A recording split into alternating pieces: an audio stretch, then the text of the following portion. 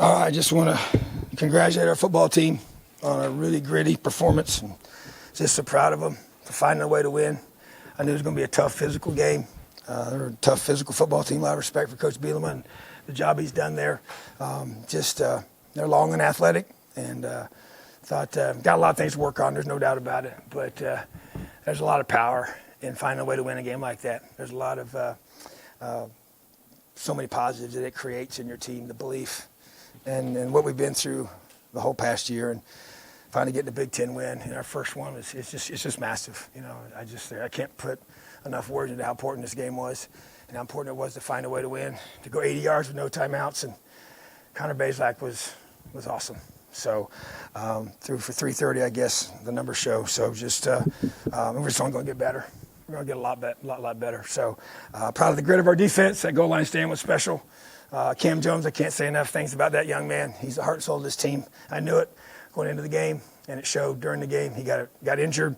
I still don't even know the severity of it yet, but he just, he gritted right through it. He wasn't going to come off that field, and he didn't just go out there. He went out there and made plays after he got injured, So, but there's so much respect for him as a person and as a player, and I could go on and on about this team. But this team's got character. This team's got toughness. This team's got grit. We've got to get a whole lot better, 1 week at a time. Questions? Hey, Coach, you mentioned that last drive. Obviously, Connor had some inconsistencies, but really, pretty good all night. Cam Camper was fantastic. DJ Matthews came up big. Just the play of those guys, and I guess kind of what did you see from Connor on the sideline? He seemed like he wasn't rattled at all, and ready to go for that last drive. That's the way he always is. So that was one of the variables that stuck out to me since he's been here, and that's who he is. So he's just extremely poised. And, like I said, it showed in that moment when you have to be under complete composure and find those open receivers and be accurate. And I thought he was accurate most of the night. I haven't watched the film, obviously, but that one pick should have been a catch. It was a tip ball. So, just thought that he just slid in the pocket a little bit, used his legs a little bit, get some key first downs, extended some plays a little bit, and, just did what we needed to do. Bottom line is, last time I checked, we got more points than they do, so that's the most important stat of the game. There we go. Next.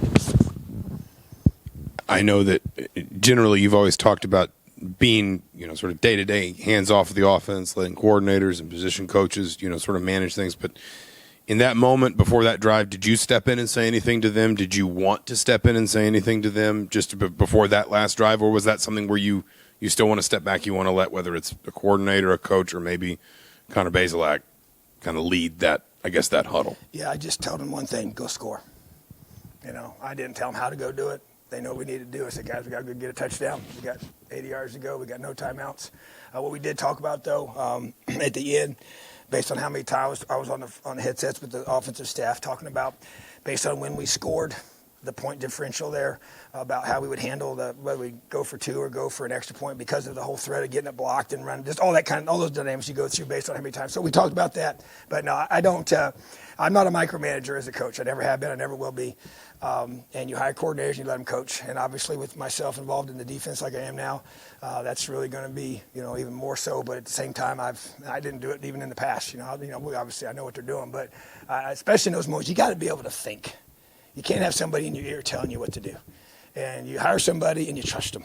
That's what you got to do, So, I don't like somebody telling me, hey, run this, do this, do that, And so you have a flow, you have a reason for doing things. And so, no, I was not in their ear about that.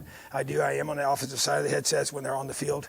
The majority of the time, yes, and more talking about clock management, things like that, use of timeouts. But we got a guy in the box that helps, like he's telling me when to call timeout and there's different things and when we got to make certain decisions. So we're pretty systematic about that. But the bottom line is that I hire coordinators to call plays that have that role, and that's what they're assigned to do, and that's what they do, and I'm going to give that authority and that power to do so. Tom, obviously you talked about things that have to be worked on. I imagine offensive line's got to be high up there. I think 32 yards on 26 carries. Connor was only sacked once, but had some pressure. Just what did you? Obviously it's early at this point, but what did you see there? What concerned you there? Yeah, I think they have a really good front.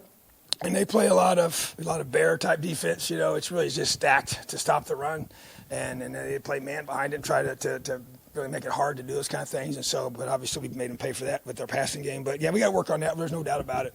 And we'll get a lot better. We got to get Matt Bedford healthy.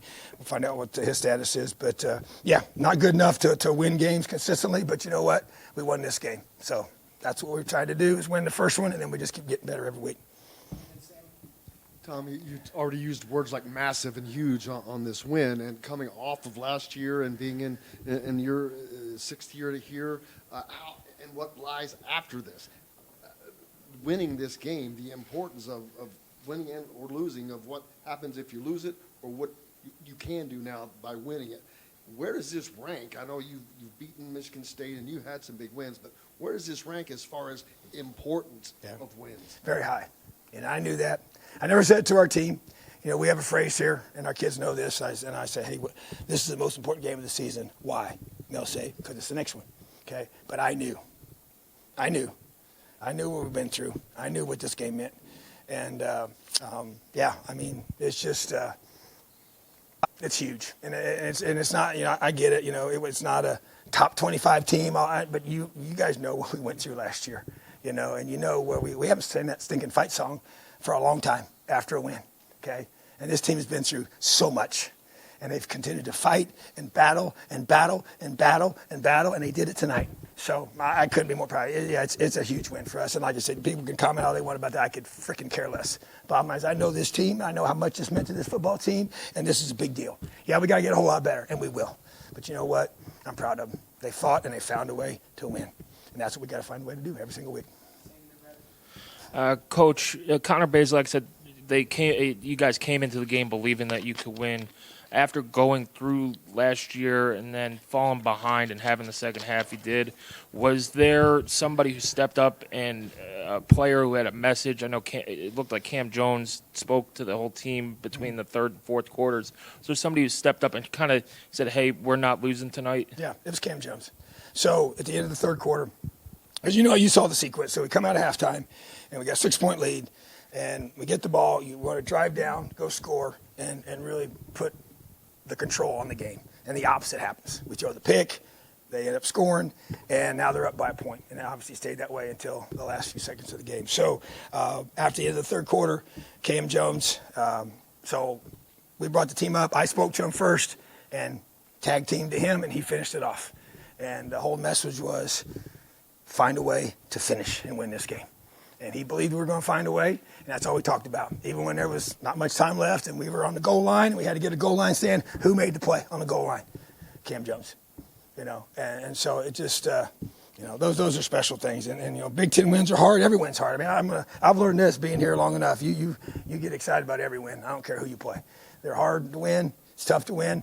And it's even tougher to get Big Ten wins because of all the resources everybody puts into this thing, everybody we play against. So just really proud of them. And if I had to single out anybody, it'd be Cam. Coach, you mentioned the struggles that you had during the game, but your guys were able to make plays on that last drive. Why? Why were they able to come up with a game-winning drive there in the last 2 minutes? Yeah, you know, I think I think Fish asked me this question. I think it was on the press conference on Monday about how do you know about the character of your team or the just what your team is about, you know, do you really know yet? And you know, you don't really know for sure. I think the games reveal all that stuff, but I had a gut feel that this is who we are, just from the workouts, just from the Sunday morning meeting after the Purdue game a year ago. And those guys that were the ones that were in my room, in my office, meeting with me face to face and saying things are going to change, they're the guys out there today making plays at the end. And that's what makes it special. And so I think that to me, so we had a guest speaker a few weeks ago, and he made this statement. He said, greatness leaves clues. And when I wrote that down when he was speaking, and I actually re-said it to our guys and start talking about the clues I think this team has left to me and why I felt like we have a chance to be special as a team. And like I said, I know we got a lot of work to do.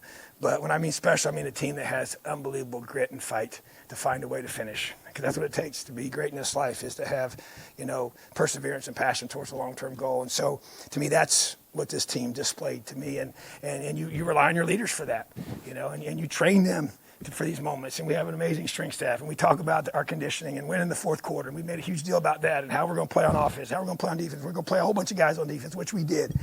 And we didn't do a good enough job stopping the run consistently, but we got 3 takeaways, and we had a huge goal line stop, and we got our offensive football, and we kept giving our offense a chance, our team a chance to win. So, and then our offense, just like we did a couple of years ago, it might have not been pretty in between, but boy, we found a way to finish the game off, a couple of years ago here on this field, and this time we did it with some fans watching in person, which is pretty cool. So that to me is a great thing, to have those qualities. And like I said, I can talk about it, they got to go experience it. And they just did tonight, which is pretty awesome. Coach, you've talked about the defense getting back to what they did in 2020, and I guess more specifically with the takeaways. I guess, was what the defense did today what you envision and what you want the defense to look like? Partly, the takeaways, we actually dropped one we should have had. And then there was a fumble that I can't believe I could have got, from the sideline, I thought.